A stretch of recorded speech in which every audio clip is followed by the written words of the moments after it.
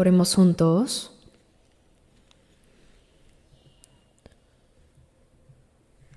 Nuestro Dios Padre, santo y misericordioso que nos amas. Vivíamos en pecado apartados de ti, pero tuviste compasión y amor por nosotros. Y para salvarnos, Jesucristo recibió el juicio y la maldición que nosotros merecíamos recibir. Y por la preciosa sangre que derramó, limpió nuestros pecados para siempre, para que ya no recibamos más el juicio por nuestros pecados. Gracias por darnos esa salvación tan grande sin ningún mérito, nuestro Señor. En esta hora nosotros, los redimidos por tu preciosa sangre, estamos reunidos delante de ti para alabar la gracia y el amor de Dios, para aprender tu palabra y tener comunión en la congregación de los santos salvos.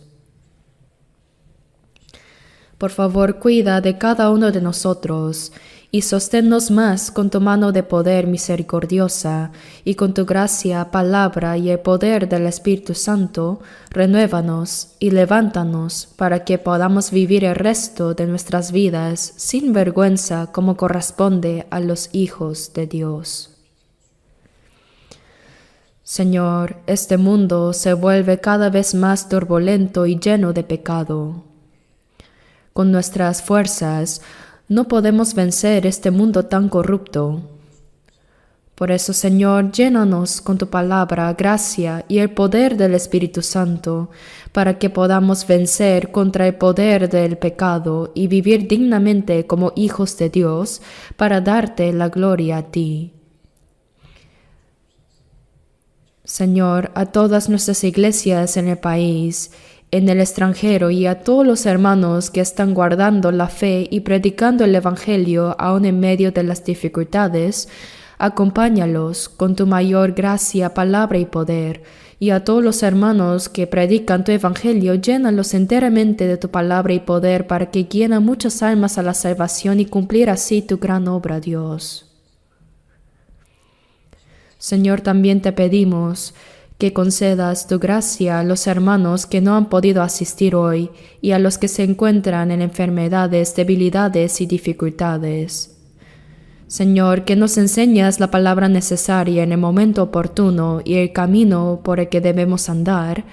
Ahora también guíanos para que podamos entender la palabra y la santa voluntad tuya que quieres revelarnos. Hemos orado en el nombre de nuestro Señor Jesucristo. Amén. Busquemos la Biblia en San Juan 15,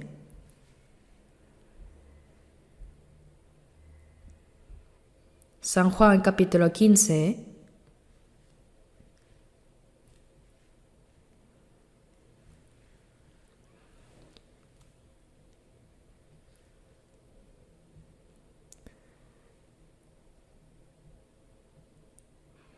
versículos 3 y 4, se los leo. Ya vosotros estáis limpios por la palabra que os he hablado. Permaneced en mí y yo en vosotros. Como el pámpano no puede llevar fruto por sí mismo, si no permanece en la vid, así tampoco vosotros, si no permanecéis en mí.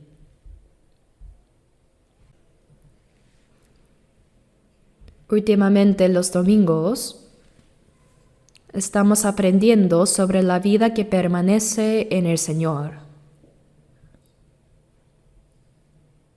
Y hoy continuaremos con la 8ª sesión bajo el mismo título Permaneced en el Señor. La vida cristiana en una sola frase sería la vida que permanece en el Señor. Jesús dijo: ya vosotros estáis limpios por la palabra que os he hablado. Aquí que el alma haya sido limpiada, se refiere a que recibimos la salvación del alma. Y a los salvos, el Señor dice: permaneced en mí y yo en vosotros. Significa que yo estoy en el Señor y Él también está en mí. Es una expresión de que llegamos a ser uno con Él.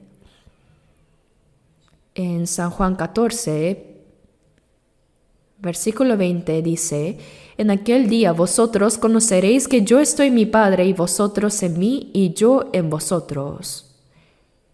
En aquel día quiere decir que desde el día de nuestra salvación llegamos a comprender y creer en la gracia de Dios y conocimos su gran amor, ¿verdad? Hemos conocido que Él nos salvó. Y así, como Jesús está en el Padre, nosotros estamos en el Señor y el Señor también está en nosotros. Llegamos a conocer esto, es tan maravilloso.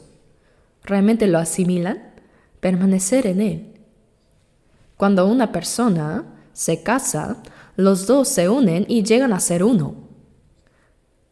Dice, vosotros en mí y yo en vosotros. Significa estar unidos. Los pensamientos se hacen uno, también el propósito de vida, la manera de vivir y los valores se hacen uno.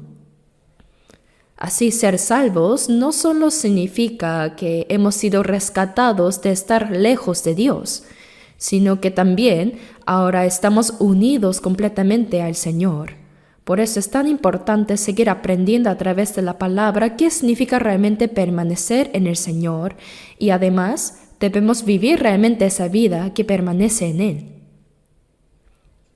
Cada uno debe poder confirmar si está permaneciendo en el Señor o si está fuera de Él.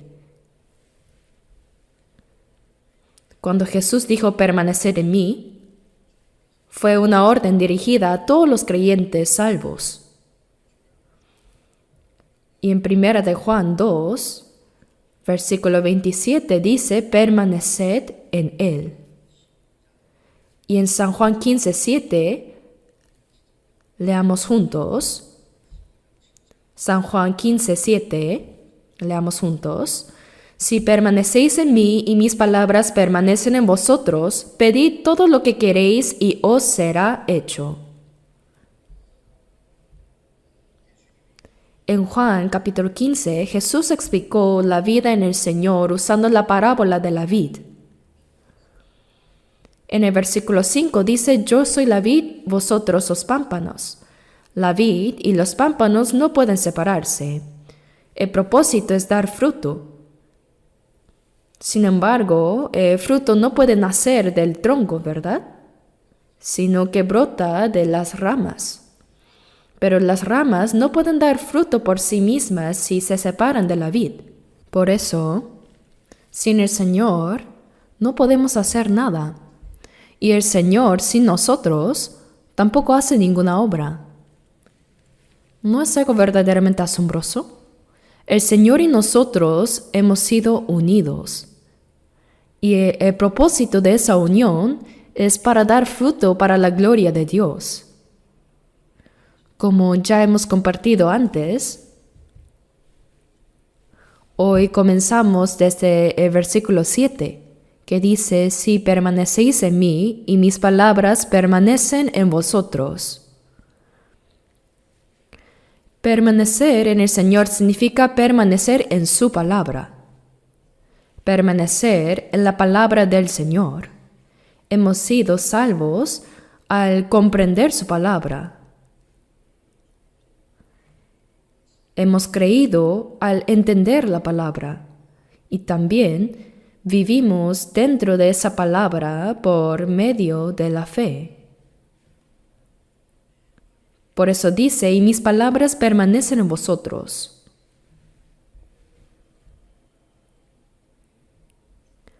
Vivir permaneciendo en la palabra del Señor. En 1 Tesalonicenses 2:13 dice, cuando recibisteis la palabra de Dios que oísteis de nosotros, la recibisteis no como palabra de hombres, sino según es en verdad, la palabra de Dios, la cual actúa en vosotros los creyentes. Los apóstoles predicaron la palabra de Dios, y los que escuchaban no la recibían como palabras humanas o de sabios de este mundo, sino como la palabra de Dios. Y verdaderamente así es. Nosotros también, al comprender la gracia de Dios, seguimos escuchando su palabra. Escuchamos la palabra, la entendemos y vivimos conforme a ella, ¿verdad? Por eso dice, la cual actúa en vosotros los creyentes. Esa palabra obra en nuestro corazón y en nuestra vida y nos transforma para que vivamos conforme a la voluntad de Dios. Dice, si permanecéis en mí y mis palabras permanecen en vosotros. Cuando seguimos aprendiendo la Biblia, comprendemos qué es la palabra de Dios, cuál es su voluntad y cómo debemos vivir. Cuando comprendemos su palabra, ¿la olvidamos enseguida? Santiago 1:25 dice, no siendo oidor olvidadizo, sino hacedor de la obra, éste será bienaventurado en lo que hace. Si escuchamos la palabra de Dios y la olvidamos, eso sería despreciar la palabra, hacerla inútil, incluso sería un pecado. Dice, no siendo oidor olvidadizo, sino hacedor de la obra. Aprendemos la Biblia no solo para creer en la gracia, el amor y las promesas de Dios, sino para obedecer las palabras que Él nos ha dado. No siendo oidor olvidadizo, sino hacedor de la obra, éste será bienaventurado en lo que hace. En la obediencia a la palabra de Dios hay promesa de bendición. Por eso escuchamos la palabra, la entendemos, y al obedecerla vamos recibiendo una a una las bendiciones que Dios nos da. Leamos juntos Primera de Juan, capítulo 2, versículos 24 y 25. Primera de Juan 2, versículos 24 y 25.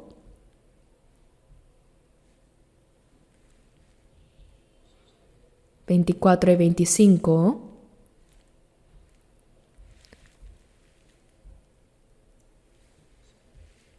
Lo que habéis oído desde el principio permanezca en vosotros. Si lo que habéis oído desde el principio permanece en vosotros, también vosotros permaneceréis en el Hijo y en el Padre. Y esta es la promesa que Él nos hizo, la vida eterna. El Señor que nos salvó y nos dio la vida eterna,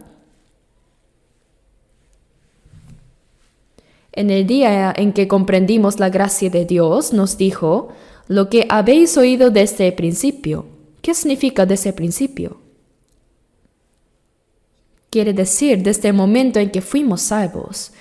En Colosenses 1:6 dice, desde el día que oísteis y conocisteis la gracia de Dios en verdad. Desde el día en que comprendimos verdaderamente la gracia de Dios y fuimos salvos, comenzó nuestra vida siguiendo la palabra del Señor. Dice, si lo que habéis oído desde el principio permanece en vosotros. Lo que oímos desde el principio es la gracia de Dios y la promesa de salvación que Él nos dio. Y desde el momento en que fuimos salvos, no solo recibimos una relación de vida con Dios y la vida eterna, sino que también comenzó una vida guiada por la palabra de Dios. Por eso dice, lo que habéis oído desde el principio permanezca en vosotros. No solo escuchamos la palabra y fuimos salvos, sino que debemos permitir que esa gracia y esa verdad que nos salvaron permanezcan en nuestro corazón, que esa palabra gobierne completamente nuestra vida. Dice, si lo que habéis oído desde el principio permanece en vosotros, también vosotros permaneceréis en el Hijo y en el Padre. Permanecer en la palabra es permanecer en Jesús y en Dios el Padre. Y estar fuera de la palabra es estar fuera del Señor. Es porque el Señor mismo es la palabra. El Señor que nos salvó no solo nos libró del pecado, sino que también nos dio la vida eterna y una gloriosa esperanza en el reino de los cielos. Y durante el resto de nuestra vida, Él permanece con nosotros, nos guarda, nos ayuda y nos guía. Esa presencia del Señor con nosotros es su palabra. En Juan 1:1 dice, en el principio era el Verbo, y el Verbo era con Dios, y el Verbo era Dios. No dice, en el principio era Dios, sino en el principio era el Verbo, y el Verbo era Dios. Cuando Dios se revela al hombre, no lo hace de una manera visible. Nadie ha visto jamás a Dios. Jesús es Dios que se manifestó en forma humana. Juan 1:18 dice, a Dios nadie le vio jamás, el unigénito Hijo que está en el seno del Padre, Él le ha dado a conocer. Los discípulos le dijeron a Jesús en Juan 14:8, Señor, muéstranos el Padre y nos basta. Y Jesús respondió, el que me ha visto a mí, ha visto al Padre. ¿Cómo pues dices tú, muéstranos el Padre? A través de Jesús pudimos conocer qué es la gracia de Dios, cuál es el poder de Dios y qué es el amor de Dios. Dios se manifestó por medio de la vida y las palabras de Jesús, pero Jesús ya se fue. Entonces, ¿cómo podemos ver a Dios ahora? A través de su palabra. Y el Verbo era Dios, dice. El Dios, que es la palabra, se manifestó en carne y ese es Jesús. En Juan 1:14 dice, y aquel Verbo fue hecho carne y habitó entre nosotros, y vimos su gloria, gloria como del unigénito del Padre lleno de gracia y de verdad. El Señor que nos salvó ahora está con nosotros. Aunque nuestros ojos no lo vean, el Señor siempre está con nosotros. Por eso dice, lo que habéis oído desde el principio permanezca en vosotros. La palabra que escuchamos desde el principio, esa palabra de gracia y de salvación cuando fuimos salvos. Yo he sido salvo por 63 años ya, pero cuando pienso en todo lo que ha pasado en medio de ese tiempo, hay muchas cosas que apenas recuerdo. Hubo un tiempo en que viajé durante más de 4 años solo con una Biblia en la mano. No recuerdo bien dónde dormía o qué comía. Muchas veces pasé hambre y enfrenté muchas dificultades, pero fue algo muy precioso porque el Señor estaba conmigo. Eso casi no lo recuerdo con claridad, pero la palabra que escuché cuando fui salvo, esa palabra está tan viva en mí como si hubiera sido ayer. ¿No es asombroso? No solo fui salvo, sino que también comprendí cómo debía vivir después de ser salvo. Y esa palabra fue tan viva que me cautivó y he vivido guiado por ella hasta el día de hoy. Por eso dice aquí, lo que habéis oído desde el principio permanezca en vosotros. Que la palabra permanezca en nosotros significa que esa palabra transforma, gobierna y guía nuestro corazón y nuestra vida. Si lo que habéis oído desde el principio permanece en vosotros, también vosotros permaneceréis en el Hijo y en el Padre. Permanecer en la palabra es igual que permanecer en el Señor. Debemos pensar profundamente en esto. Veamos San Juan capítulo 8. San Juan 8, versículo 31.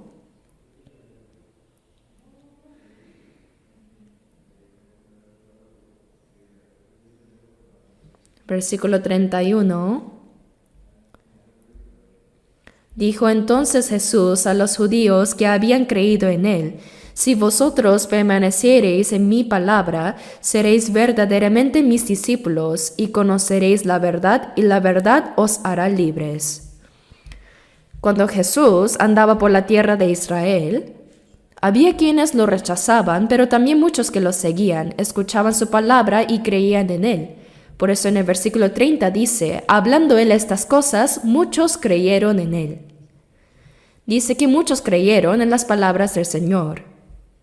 Pero luego en el versículo siguiente, dijo entonces Jesús a los judíos que habían creído en él, si vosotros permaneciereis en mi palabra, seréis verdaderamente mis discípulos. ¿Por qué dijo eso? Porque aunque hay personas que escuchan la palabra, la disfrutan y también creen por un momento, hay muchos que después se apartan de esa fe. El Señor ya lo sabía. Por eso dijo, si vosotros permaneciereis en mi palabra. Permanecer significa continuar, seguir viviendo en la palabra desde el día en que fuimos salvos hasta el día en que nos presentemos ante Dios. Vivir conforme a la palabra. En el Salmo 119, 105 dice, lámpara es a mis pies tu palabra y lumbrera a mi camino. Lámpara es a mis pies tu palabra y lumbrera a mi camino. ¿Qué haríamos en este mundo si no tuviéramos una lámpara? La palabra del Señor es la luz que muestra y guía nuestro camino. En nuestra vida cristiana, la palabra de Dios nos enseña, nos muestra el camino que debemos seguir y nos enseña cómo debemos actuar. Por eso dice,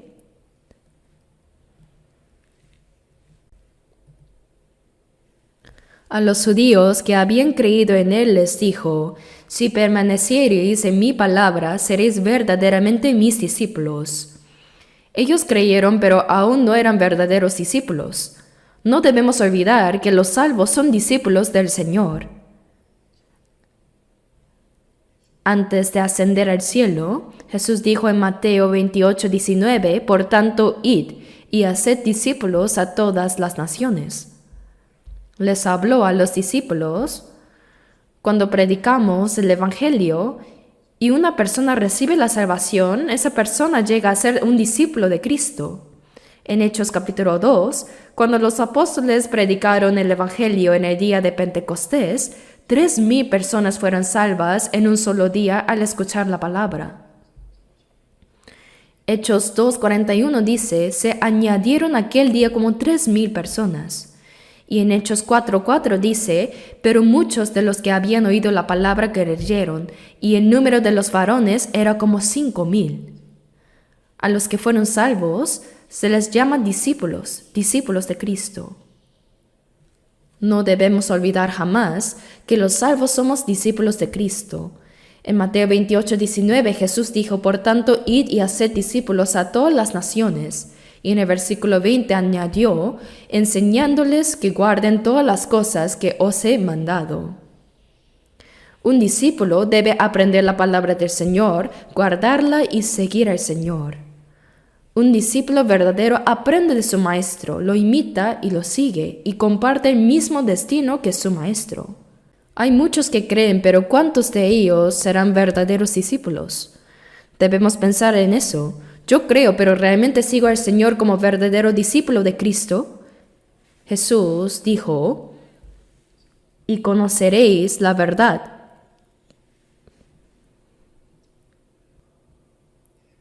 Y la verdad os hará libre. Los que siguen al Señor y creen correctamente en su palabra, reciben libertad por medio de esa verdad. Y esa libertad no es una libertad carnal, sino libertad del pecado, libertad de todo poder humano, libertad del temor y de la ansiedad del corazón, libertad de las preocupaciones y angustias. Dice, y conoceréis la verdad, y la verdad os hará libres. La verdad es el Señor mismo. Cuando nos acercamos más al Señor y lo conocemos verdaderamente, nuestro corazón experimenta una libertad y una paz indescriptibles. Por eso el Señor es la palabra. Permanecer en el Señor significa permanecer en su palabra y vivir cautivados por esa palabra. Es vivir completamente cautivados por esa palabra. Busquemos 2 de Juan, capítulo 1, antes de Apocalipsis, 2 de Juan 1, versículo 9. 2 de Juan 1, versículo 9. Leamos juntos. Cualquiera que se extravía y no persevera en la doctrina de Cristo no tiene a Dios. El que persevera en la doctrina de Cristo, ese sí tiene al Padre y al Hijo. La palabra se extravía significa desviarse del camino correcto. Iba caminando bien, pero se apartó del rumbo. Es perder el camino. Cualquiera que se extravía y no persevera en la doctrina de Cristo, dice. Quien no permanece en la enseñanza y en la palabra de Cristo, quien no vive obedeciendo esa palabra, quiere decir, no tiene a Dios.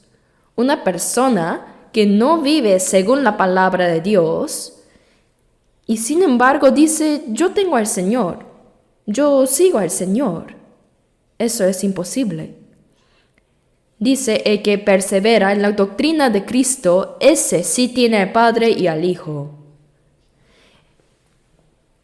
El que permanece en la enseñanza de Cristo es quien tiene al Padre y al Hijo. En otras palabras, es quien vive con el Señor y en comunión con Él.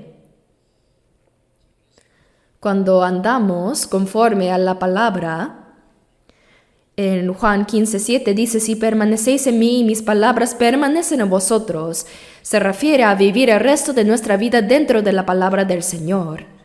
Y después de 2 de Juan está 3 de Juan, busquemos 3 de Juan, capítulo 1, versículo 8. Nosotros pues debemos acoger a tales personas para que cooperemos con la verdad. ¿Qué significa esto? En los tiempos después de la salvación, no solo los apóstoles, sino también muchos creyentes laicos predicaban el Evangelio. Cuando hubo una gran persecución en Jerusalén, los creyentes que se dispersaron predicaban el Evangelio donde quiera que iban. Pero ellos, predicando el Evangelio, no recibían ayuda económica ni salario alguno. Por eso, en el versículo 7 dice, porque ellos salieron por amor del nombre de Él, sin aceptar nada de los gentiles. Es decir, salieron a predicar el Evangelio, pero nunca recibieron recompensa alguna de los que escuchaban. Imaginen cuánta dificultad y sufrimiento tuvieron que soportar. El apóstol Pablo también predicó el Evangelio de esa manera. En Hechos 20, 33 y 34 dijo, ni plata ni oro, ni vestido de nadie he codiciado. Antes vosotros sabéis que para lo que me ha sido necesario a mí y a los que están conmigo, estas manos me han servido. Y en 1 Tesalonicenses 2:9 escribió, para no ser gravosos a ninguno de vosotros. Aquel gran apóstol trabajaba con sus propias manos, y cuando estuvo en Corinto conoció a Priscila y Aquila, judíos, y se quedó en su casa trabajando con ellos fabricando tiendas. Era un oficio común en ese tiempo, trabajaba y predicaba al mismo tiempo. Claro, no siempre tuvo que trabajar, pero cuando tenía oportunidad lo hacía.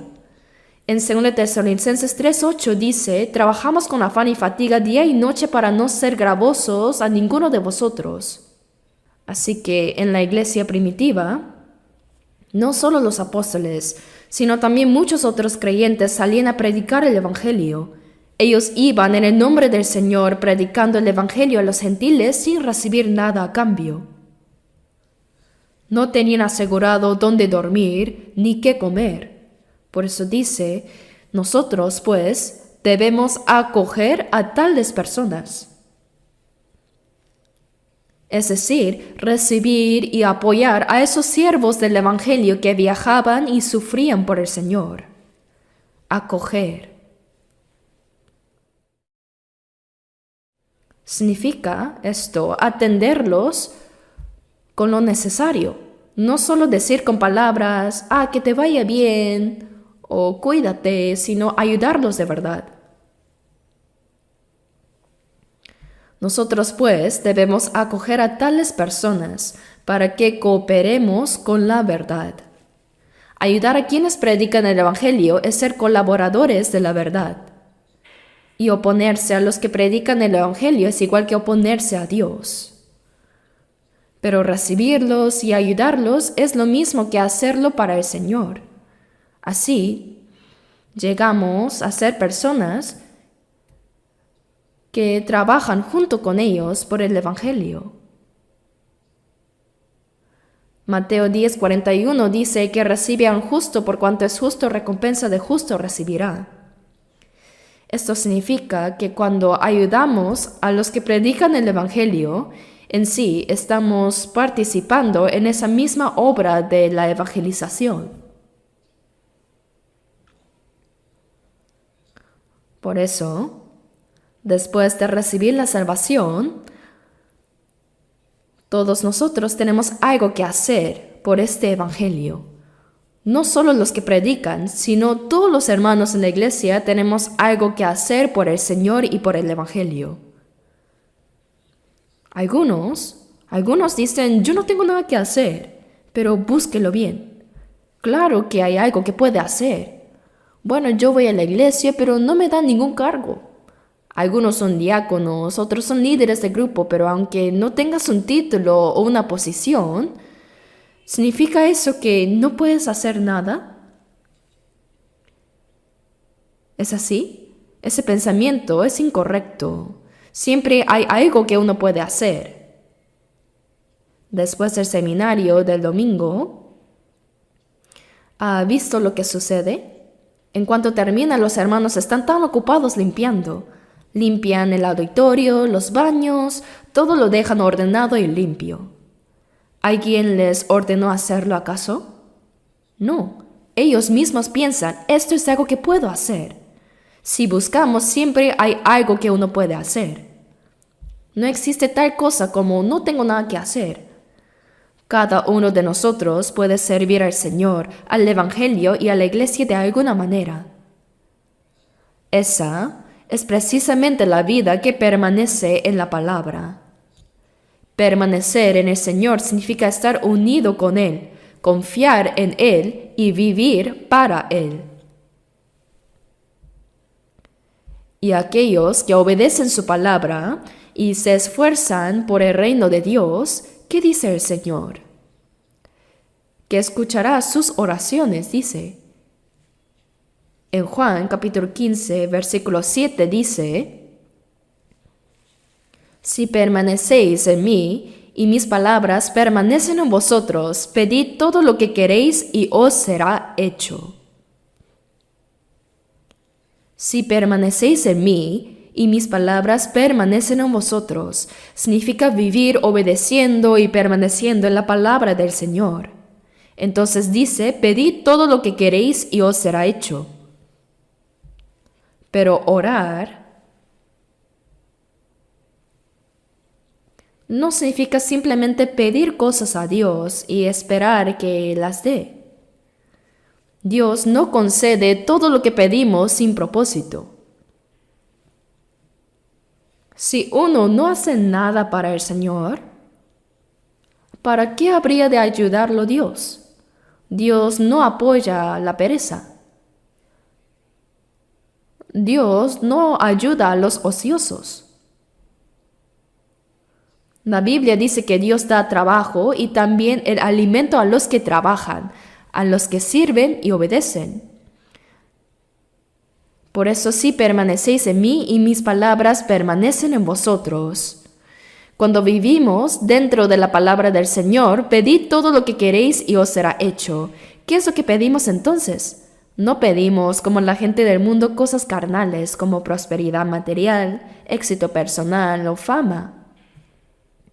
No pedimos esas cosas. Más bien, los salvos oran para servir al Señor, para obedecerle, para vivir según su voluntad y para la obra del reino de Dios.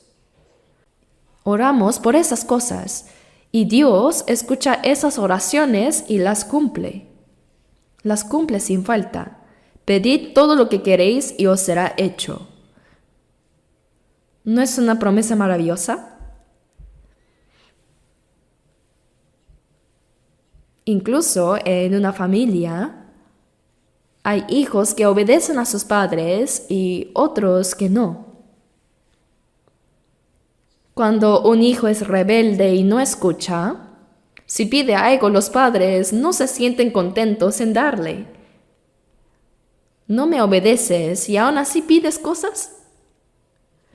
Pero al hijo obediente, los padres lo cuidan y lo ayudan con alegría. En Malaquías 3:17 dice: los perdonaré como el hombre que perdona a su hijo que le sirve. Así como un padre cuida y ayuda al hijo que le sirve, Dios cuida y ayuda a los que viven para el Señor. Cuando vivimos dentro de la palabra del Señor y buscamos servirle, Él escucha nuestras oraciones. Pero no escucha de manera mágica, como si dijéramos, aparece, y las cosas simplemente sucedieran. No es así. ¿Por qué oramos? Oramos para vivir según la voluntad de Dios, para que Él nos dé sabiduría, valentía y fuerza, de modo que podamos vivir para su gloria. La verdad es que mantener la fe y vivir para el Señor no es algo que podamos hacer con nuestras propias fuerzas. Necesitamos la ayuda del Señor. Por eso, cuando vivimos para Él y oramos dentro de su palabra, Dios escucha nuestras oraciones, y el Señor se complace en escuchar nuestras oraciones.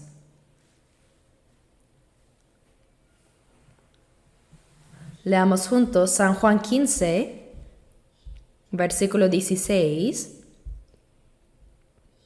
Juan 15, 16. Leamos juntos. No me elegisteis vosotros a mí, sino que yo os elegí a vosotros, y os he puesto para que vayáis y llevéis fruto, y vuestro fruto permanezca, para que todo lo que pidiereis al Padre en mi nombre, Él os lo dé. Jesús dijo a sus discípulos: no me elegisteis vosotros a mí, sino que yo os elegí a vosotros. Ciertamente, hoy ya no existen los 12 apóstoles que el Señor escogió entonces, ¿verdad? Pero eso no significa que el Señor no escoja ahora. Él sigue escogiendo. El Señor que nos salvó también nos ha puesto a cada uno de los creyentes dentro de la iglesia con un propósito. Dice: para que vayáis. ¿A dónde debemos ir? Debemos ir al mundo, llevando el Evangelio. Aunque es hermoso que los salvos se reúnan, canten, oren y compartan juntos, ¿qué será entonces de los que aún no han sido salvos? Si nosotros cerramos la boca y no predicamos, nadie podrá ser salvo. Hay iglesias que parecen disfrutar solo entre sí mismas, pero no predican el Evangelio. No predican. Entonces, ¿cuál es el propósito de su vida? En Lucas 15:7 dice: os digo que así habrá más gozo en el cielo por un pecador que se arrepiente que por 99 justos que no necesitan de arrepentimiento. Dios se alegra más por un solo pecador que se arrepiente que por 99 personas que ya son salvas y se regocijan juntas. Claro que necesitamos reunirnos como creyentes salvos, tener comunión y gozo, pero no debe quedarse ahí, sino que debemos predicar el Evangelio a los que aún no lo conocen. Dice: para que vayáis. Significa que debemos salir al mundo. Debemos salir para anunciar el Evangelio. Y dice: y llevéis mucho fruto. Existen dos tipos de fruto.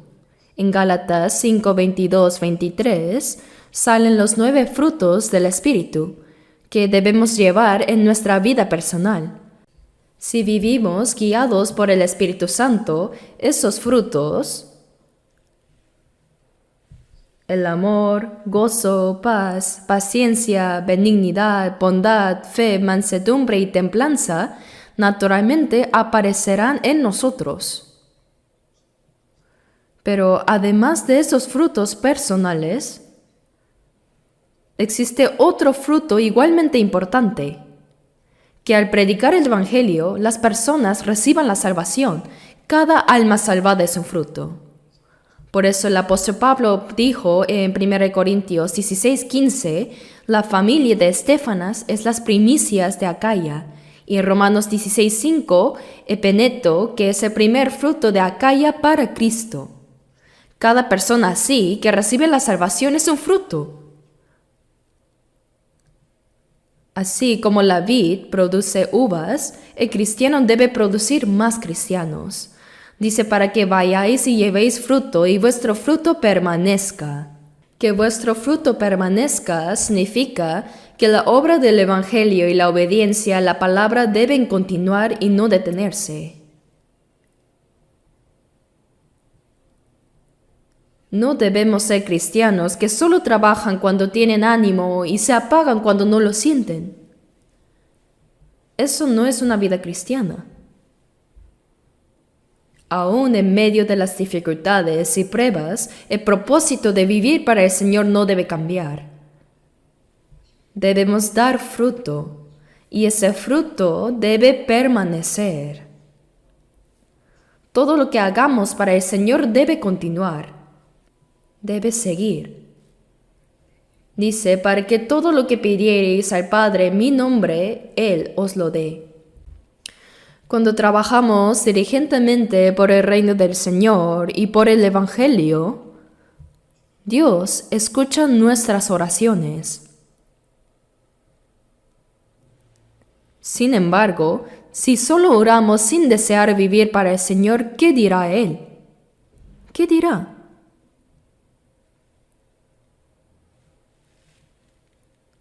Una oración que no busca la gloria de Dios ni su voluntad no sería una verdadera oración.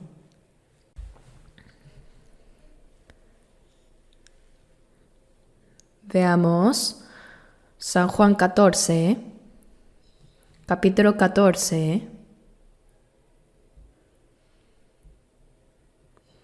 versículos 13 y 14. 13 y 14 leamos juntos.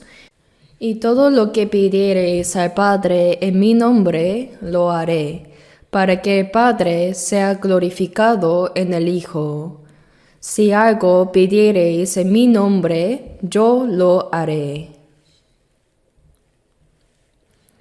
¿Ven cuán clara y segura es esta promesa del Señor? Si algo pidiereis en mi nombre, yo lo haré. El Señor promete que todo lo que pidamos en su nombre, Él lo cumplirá. Pero la cuestión es si nuestra oración realmente es sincera o no. Dice que la oración es, en los íntegros, hermosa. Y en 1 Timoteo 1:5 dice, nacido de corazón limpio y de fe no fingida. La oración que agrada a Dios proviene de un corazón sincero, no de un deseo carnal ni de una búsqueda de comodidad personal. Cuando Jesús dijo, si algo pidieres en mi nombre, ese algo no se refiere a satisfacer los deseos de la carne, sino que cuando buscamos vivir conforme a la voluntad de Dios, cualquier cosa que pidamos en su propósito, Él la escuchará. Dice, para que el Padre sea glorificado en el Hijo. Dios se complace en escuchar nuestras oraciones y en cumplir nuestras peticiones. Él se alegra en responder porque a través de ello su nombre es glorificado en nuestras vidas. Dios desea recibir gloria en todo lo que hacemos y vivimos. Si algo pidiereis en mi nombre, yo lo haré. Es como si el Señor nos diera un cheque en blanco firmado con su nombre, diciendo, preséntalo y recibirás todo lo que pidas. ¿No sería algo maravilloso? Pero esta promesa es aún más grande que eso, porque proviene del mismo Señor. Sin embargo, hay una condición.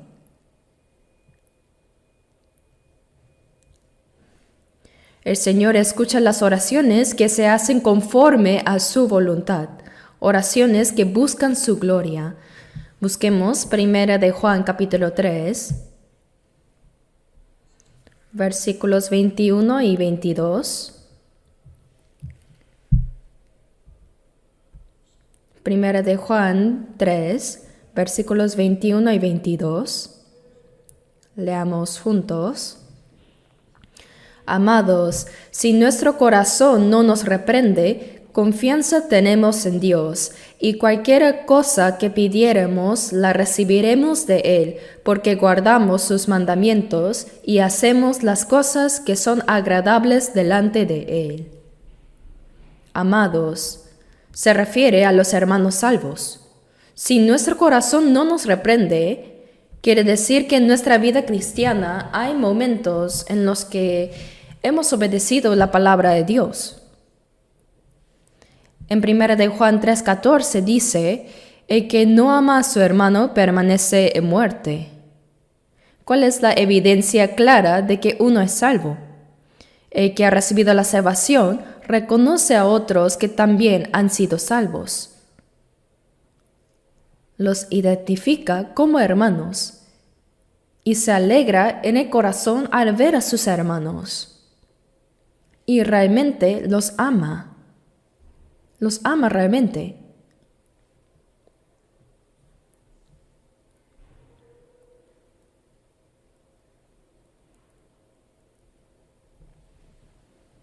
Leamos ahora el versículo 16. Leamos juntos.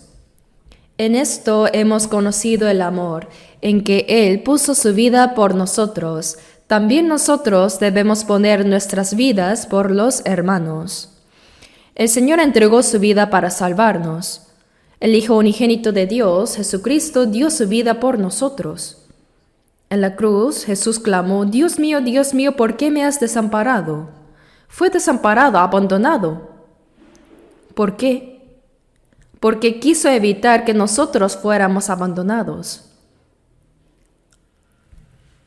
El Padre entregó a su Hijo amado en nuestro lugar y cuando murió en la cruz, durante 3 horas el cielo se oscureció. El sol perdió su luz y la tierra tembló. Hubo un terremoto. El cielo lloró y la tierra lloró también. Dios lo había abandonado para no tener que abandonarnos a nosotros. Dice, en esto hemos conocido el amor, en que Él puso su vida por nosotros. También nosotros debemos poner nuestras vidas por los hermanos. El Señor entregó su vida para salvarnos. No hay amor más grande que entregar la propia vida. El Hijo unigénito de Dios dio su vida por un pecador como yo. ¡Cuán asombroso es ese amor de Dios! Jesús, siendo igual a Dios, tomó la forma humana, vino a este mundo y sufrió toda clase de dolores. Recibió una sentencia de muerte la más vergonzosa y dolorosa y murió en la cruz. Dice, en esto hemos conocido el amor. Al conocer el amor del Señor, también nosotros debemos poner nuestras vidas por los hermanos. Al comprender nosotros el inmenso amor de Dios, que el Señor entregó su vida por nosotros, debemos también poner en práctica ese amor con nuestros hermanos. El amor que hemos recibido del Señor debe expresarse y vivirse entre los hermanos. También nosotros debemos poner nuestras vidas por los hermanos, dice. Si podemos dar la vida por nuestros hermanos, ¿qué cosa no podríamos hacer por ellos? Sin embargo, muchas veces, aunque nos llamamos hermanos y hermanas, discutimos por cosas triviales, nos enojamos por egoísmo o evitamos cualquier pérdida personal. ¿Acaso puede una persona así realmente dar su vida por sus hermanos?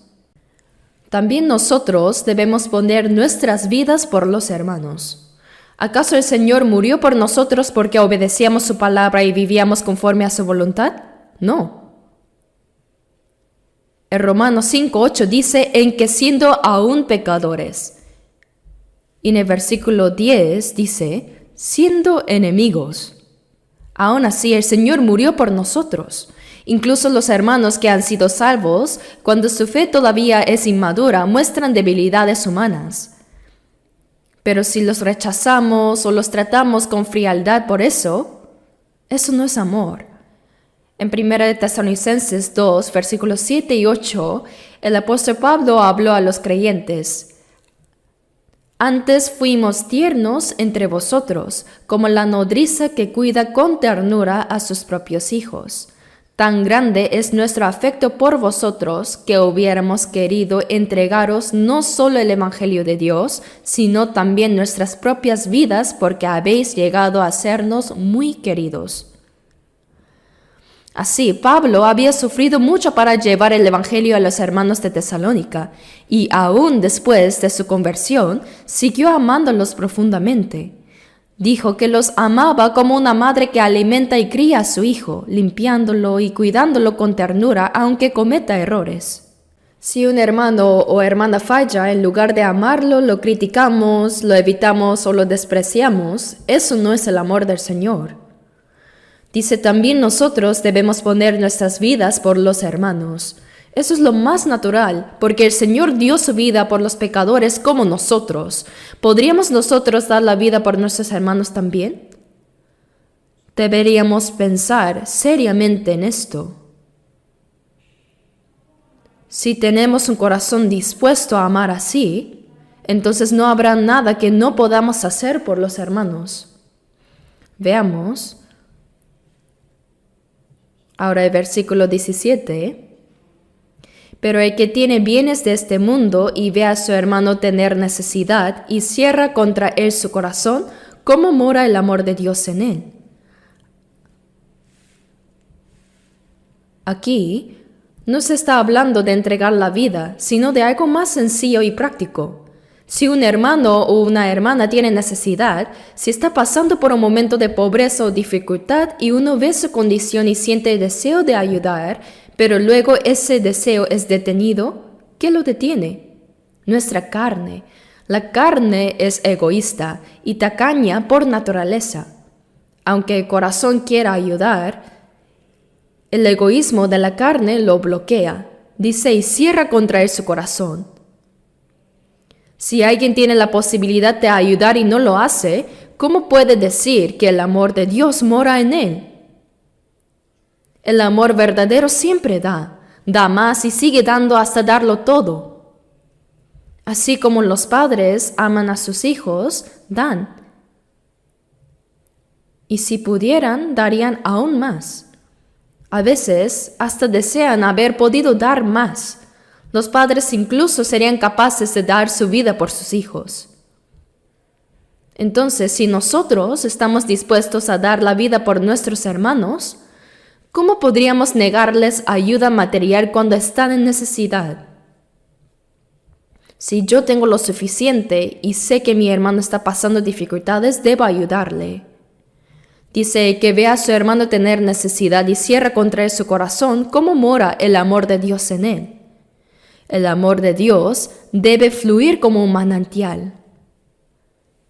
Cuando sacamos agua del pozo, el agua sigue brotando. Pero si dejamos de sacarla, se estanca y se pudre. Así también es el amor. Si no lo practicamos, se enfría.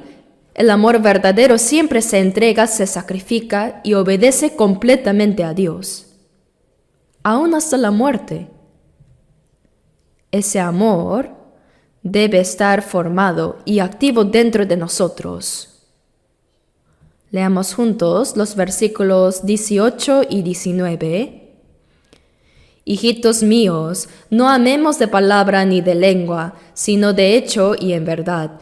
Y en esto conocemos que somos de la verdad y aseguraremos nuestros corazones delante de Él. Dice, hijitos míos, no amemos de palabra ni de lengua. ¿Quién no puede hacerlo con palabras? Algunas personas hablan muy bien. Si uno las escucha, parece que viven solo para el Señor, que aman a los hermanos y que harían cualquier cosa por el Evangelio.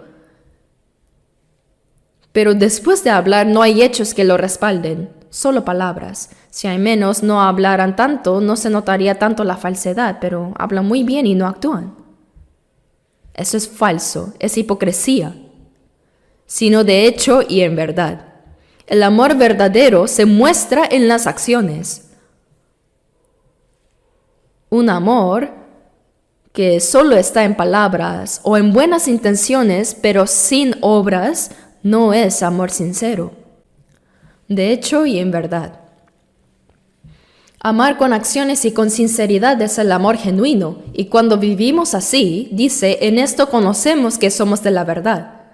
Por nuestras obras de amor sabemos que pertenecemos al Señor. Conocemos, dice, que somos de la verdad.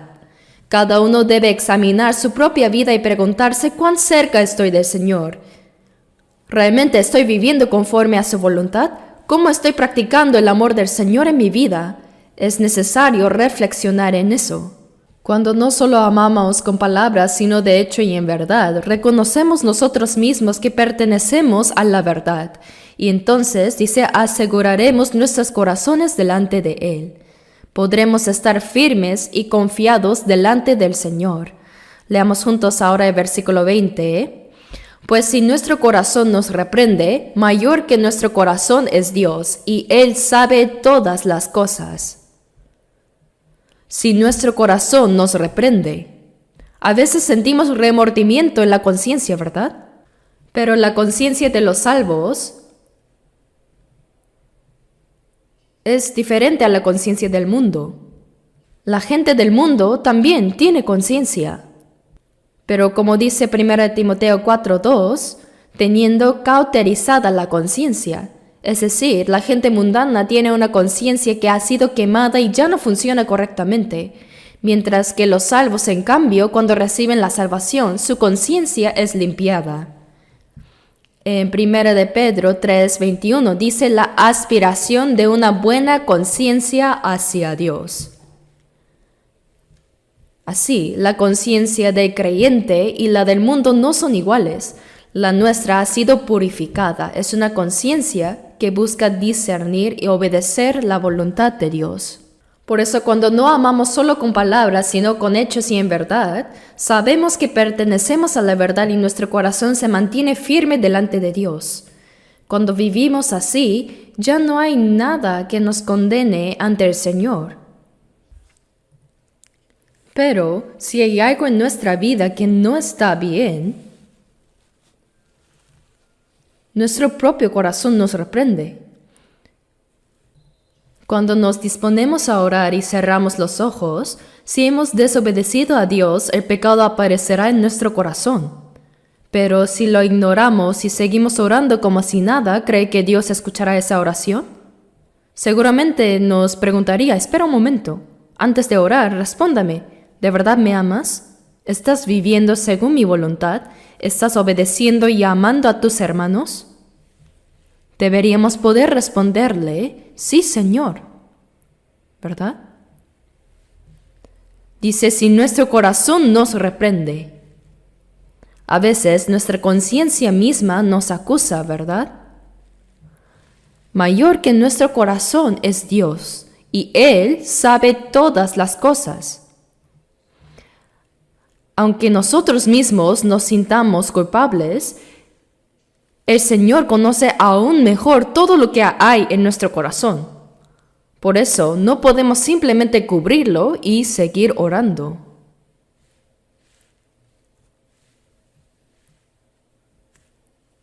Veamos el versículo 21. Amados, si nuestro corazón no nos reprende, confianza tenemos en Dios. Cuando obedecemos la palabra de Dios, nuestro corazón no nos reprende. Y debemos procurar vivir de tal manera que no haya nada que nos condene delante del Señor, ¿cierto? Si hay algo que nos acusa, debemos orar, confesarlo y arrepentirnos, y luego poner por obra lo que sabemos que debemos hacer.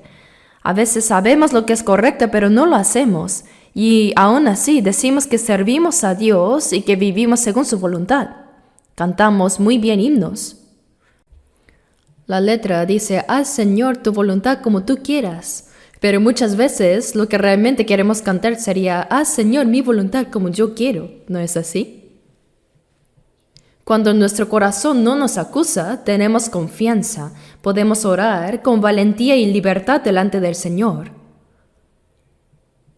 Dice, si nuestro corazón no nos reprende, confianza tenemos en Dios, y cualquier cosa que pidiéramos la recibiremos de Él, porque guardamos sus mandamientos y hacemos las cosas que son agradables delante de Él. ¿Y cuáles son esos mandamientos? El mandamiento es amarnos unos a otros. En Juan 13:34 Jesús dijo, un mandamiento nuevo os doy, que os améis unos a otros como yo os he amado, que también os améis unos a otros. En el versículo 35 añadió, en esto conocerán todos que sois mis discípulos, si tuviereis amor los unos con los otros. El Señor nos dio este nuevo mandamiento, como yo os he amado, que también os améis unos a otros. Y cuando amamos así, en esto conocerán todos que sois mis discípulos, dice, las personas del mundo nos observan. Ellos saben que decimos ser salvos, que vivimos una vida cristiana, y miran cómo vivimos. Tal vez no comprendan todo lo que creemos, pero cuando ven que los salvos se aman, colaboran, se ayudan y se cuidan entre sí, reconocen que verdaderamente son discípulos de Cristo. En esto conocerán todos que sois mis discípulos. Entonces, esas personas sentirán admiración y querrán participar también de esa comunión. Porque el mundo no es así. La gente del mundo busca aprovecharse de otros, manipularlos, engañarlos para su propio beneficio. Pero nosotros, en cambio, vivimos para el Señor. Servimos a los hermanos porque eso es servir al Señor. Cuando nos sacrificamos, nos humillamos y obedecemos, entonces se cumple la palabra, en esto conocerán todos que sois mis discípulos. Los que todavía no creen, cuando escuchan que somos salvos o que hemos nacido de nuevo, nos observan. Nos observan atentamente. Si un creyente actúa con egoísmo, engaña o busca su propio bien, ¿qué dirán? ¿Qué dirán ellos? Tú mejor cree bien. Hablas muy bonito, pero no lo vives. Y no creerán en el Evangelio. Por eso, debemos decidir si somos cristianos verdaderos o simples hipócritas. ¿Qué debemos hacer?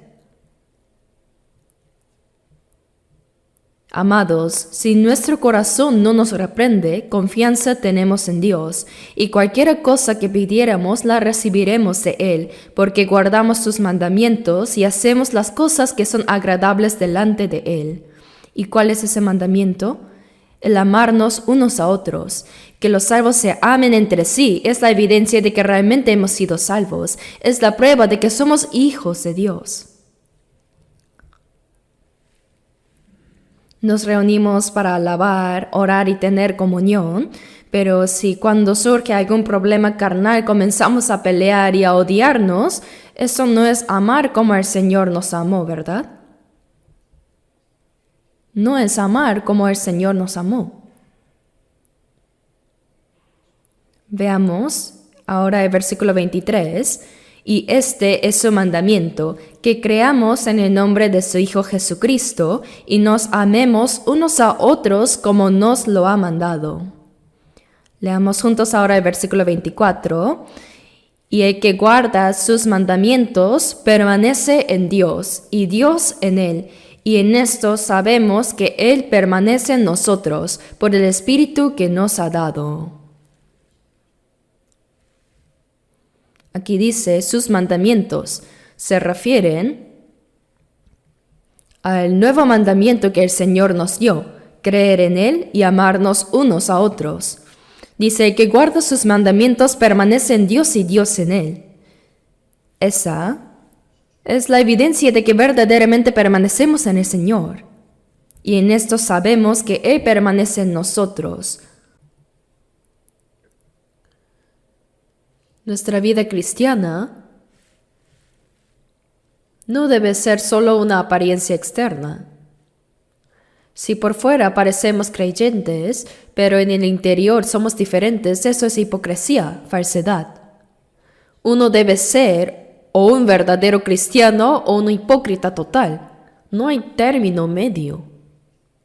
Es el uno o el otro.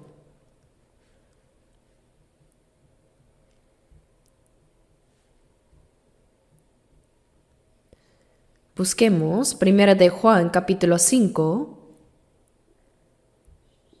versículos 14 y 15.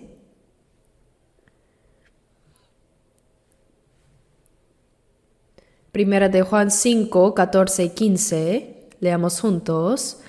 Y esta es la confianza que tenemos en Él, que si pedimos alguna cosa conforme a su voluntad, Él nos oye. Y si sabemos que Él nos oye en cualquiera cosa que pidamos, sabemos que tenemos las peticiones que le hayamos hecho. Esta es la confianza que tenemos en Él. También en el capítulo 3 decía: si nuestro corazón no nos reprende, confianza tenemos en Dios, ¿no? Esa misma confianza se menciona aquí. Dice que si pedimos alguna cosa conforme a su voluntad, Él nos oye. La oración que Dios escucha es la que se hace conforme a su voluntad. Dios no escucha oraciones movidas por nuestros deseos personales o por ambiciones terrenales. Él la escucha cuando oramos para cumplir su voluntad. Por eso dice: si pedimos alguna cosa conforme a su voluntad, Él nos oye. Cuando oramos, no debemos hacerlo impulsivamente, sino preguntarnos: ¿esto que estoy pidiendo agrada a Dios o no? ¿Es conforme a su voluntad o no? Si es así, entonces podemos orar con valentía y confianza. Y si sabemos que Él nos oye en cualquier cosa que pidamos, dice, ese cualquier cosa se refiere siempre a lo que pedimos conforme a la voluntad de Dios. Sabemos que tenemos las peticiones que le hayamos hecho. Puede que Dios no responda de inmediato, pero si oramos de acuerdo con su voluntad, podemos estar seguros de que Él cumplirá esa oración en el tiempo que Dios considere más adecuado. A veces, el Señor responde de inmediato. Y otras veces, responde después de un tiempo. Hay incluso quienes han visto respondida su oración justo antes de morir. Por eso,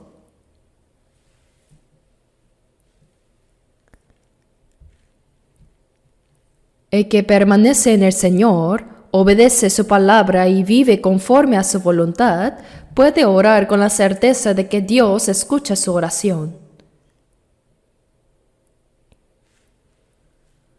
Jesús mismo, para salvarnos, murió en la cruz.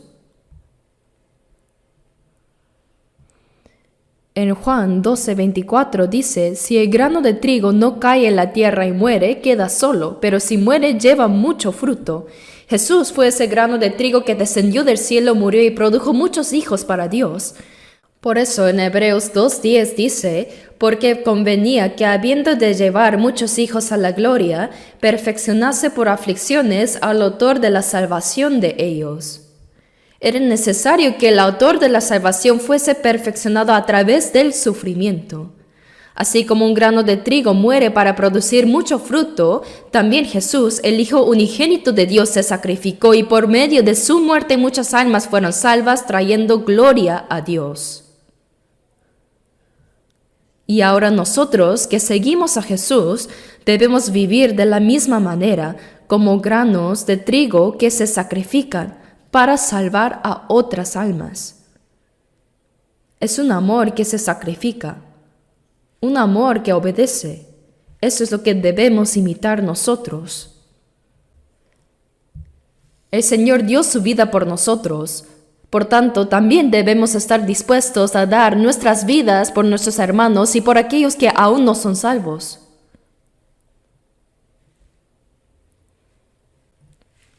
Hay una historia conocida de la guerra de Vietnam. En medio del combate contra el Vietcong, creo que saben esta historia, una granada enemiga cayó frente a un gran grupo de soldados.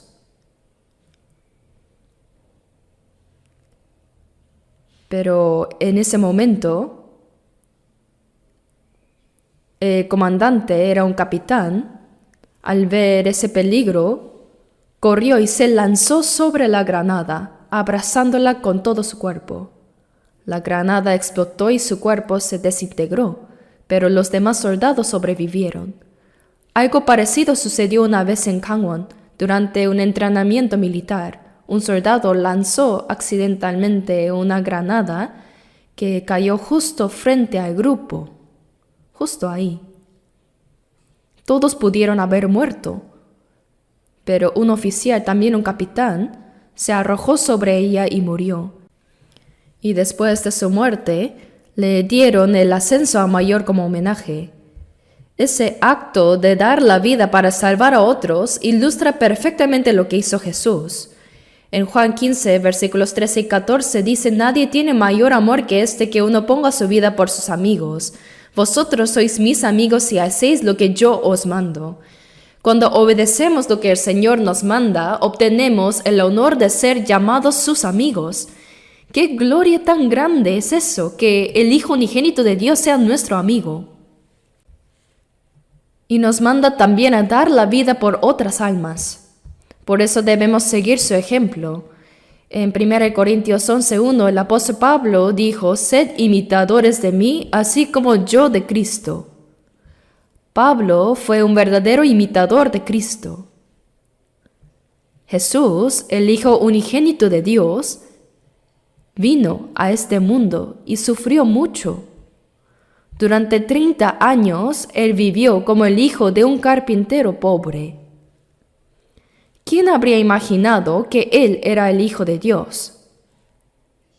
¿Quién habría imaginado que él era el Cristo? Durante 3 años y medio, mientras recorría con sus discípulos, realizó muchos milagros sorprendentes, pero también sufrió intensamente, ¿cierto? No tenía dónde recostar la cabeza. Jesús padeció muchas necesidades. Y finalmente, aún siendo inocente, él fue condenado. Y por último, Jesús fue crucificado para salvar a los pecadores. El apóstol Pablo dijo: «Yo imito a Cristo». Antes, Pablo había sido un perseguidor de los creyentes, pero cuando encontró al Señor en el camino a Damasco, fue transformado. Desde entonces, hasta el día en que murió decapitado en Roma, dedicó su vida completamente a predicar el Evangelio del Señor. Pasó hambre, frío, sed, desvelo. Muchas veces fue encarcelado, golpeado, azotado 3 veces con vara, apedreado hasta casi morir. Pero a pesar de todo ello siguió adelante. Todo lo soportó por amor al Señor y por la salvación de las almas. Así como Cristo se sacrificó por nosotros y como Pablo siguió ese ejemplo, también nosotros debemos vivir esa vida de sacrificio y amor obediente para la gloria de Dios y para la salvación de muchas almas. Pablo mismo en Gálatas 6:17 dijo: «Yo traigo en mi cuerpo las marcas del Señor Jesús». ¿Qué marcas eran esas? Eran las huellas del sufrimiento. Jesús murió en la cruz en 6 horas. Pero Pablo pasó toda su vida arrastrada de un lugar a otro sufriendo. Pablo confesó: cada día muero. De verdad, cuántos sufrimientos soportó. Dijo: yo traigo en mi cuerpo las marcas del Señor Jesús.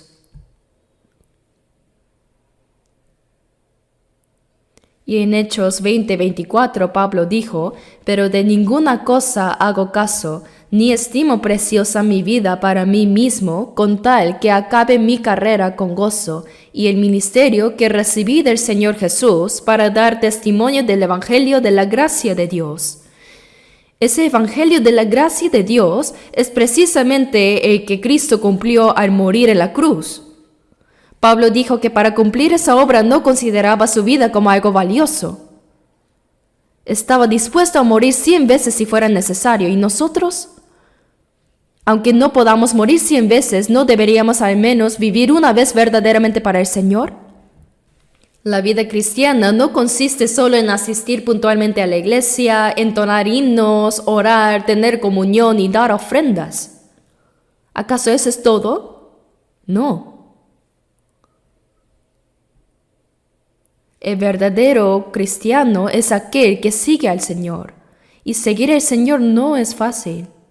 Significa aplicar su palabra en la vida diaria, amar a los hermanos y trabajar para que las personas no salvas también reciban la salvación. Solo así Dios recibe la gloria. Una persona egoísta que vive centrada en sí misma no puede glorificar a Dios ni cumplir su obra. Por eso, nosotros los cristianos debemos hacer exactamente lo que nos mandó Jesús, quien dio su vida por nosotros. Si vivimos así, recibiremos la gloria de ser llamados amigos de Cristo. El amor de Cristo fue un amor sacrificial y voluntario. Solo quienes participan de ese amor pueden verdaderamente permanecer en el Señor y ser sus auténticos discípulos. En Lucas 16:9 Jesús dijo: ganad amigos por medio de las riquezas injustas. Jesús murió en la cruz para salvarnos y hacernos sus amigos. Dio su vida para que los pecadores como nosotros pudiéramos ser llamados sus amigos. ¿Y qué debemos hacer nosotros? Ganad amigos por medio de las riquezas injustas. ¿Por qué llama a esas riquezas injustas? Porque los bienes materiales de este mundo en realidad pertenecen a Dios, y solo cuando lo usamos conforme a su voluntad tiene verdadero valor. Pero si los usamos solo para nuestros propios deseos y para vivir según la carne, entonces se convierten en riquezas injustas. En otras palabras, está diciendo que usemos nuestros recursos materiales para la salvación de las almas. Jesús entregó su vida para salvarnos y hacernos sus amigos. Entonces debemos sacrificar nuestros bienes para que otros sean salvos y lleguen al cielo. ¿Cómo lo ven ustedes? Algunos lo hacen con dedicación, pero otros piensan: no hace falta que yo lo haga, ya otros lo están haciendo. Sí, aunque no lo hagas, la obra de Dios seguirá adelante. Pero cuando estés delante del Señor, ¿crees que esa será una excusa? Él te preguntará: ¿y tú qué hiciste por mí? Solo los que responden voluntariamente al amor sacrificial de Cristo y se entregan al Señor pueden decir que verdaderamente permanecen en Él. Ganad amigos por medio de las riquezas injustas, para que cuando éstas falten, dice. Quiere decir, cuando todo en este mundo desaparezca, aquellos amigos ganados por medio de nuestro sacrificio serán eternos. Aquí guardamos y acumulamos para vivir mejor, pero un día todo acabará de repente. Nada de esto permanecerá.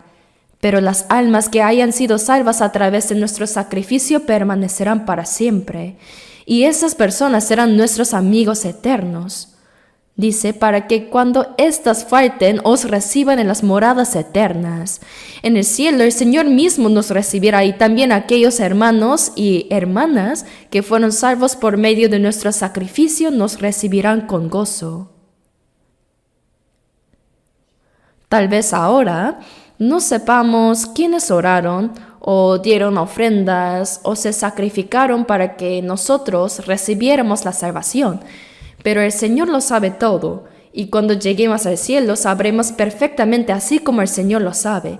Sabremos, si ese hermano o hermana no hubiera orado por mí, si no hubiera ofrendado por mí y si no hubiera sacrificado algo por mí, ¿cómo habría conocido yo la salvación?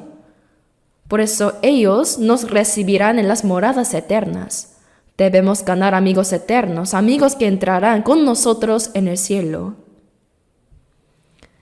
En 1 Corintios 10:33, el apóstol Pablo dijo: como también yo en todas las cosas agrado a todos, no procurando mi propio beneficio, sino el de muchos para que sean salvos. Pablo no buscaba su propia satisfacción, sino el bien de los demás, para que ellos recibieran la salvación. Y les decía a los salvos de Corinto: sed imitadores de mí. Llevar a otros a la salvación no es fácil. Se requiere sacrificio de tiempo, de dinero, de libertad y, si fuera necesario, hasta de la propia vida. Pero si una persona muere y por medio de su sacrificio otra alma recibe la salvación, eso es la ganancia eterna y la vida que sigue al Señor.